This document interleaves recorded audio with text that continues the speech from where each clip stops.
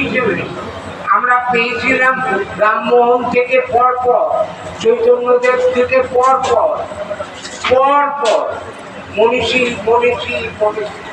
যারা সমাজ সংস্কার করেছেন, মানুষের মঙ্গলের জন্য সামাজিক উন্নয়ন ঘটিয়েছেন।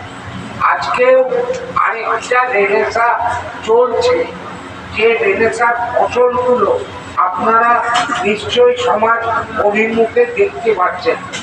নাটক করে কি হবে? আপনার ঘরের টিভি, আপনার ঘরের ওই যে কানে লাগানো শোনার যন্ত্রটি, তাতে যে নাটক হচ্ছে, আমাদের নাটক দেখার লোক নেই।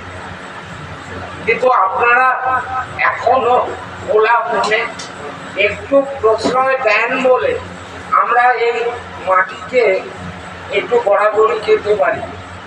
কিন্তু ওই যে বললাম, ভয়, যে অজানা ভয় কখনো আমাদের মাথায়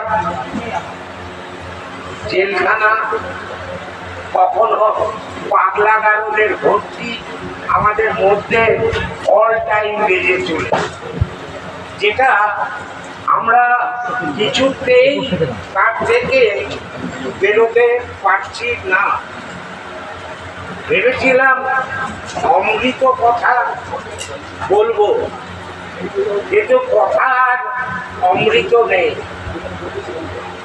তার উল্টোটা ঘটে আছে। চেষ্টা করেছি অল্প সময়ের মধ্যে দিয়ে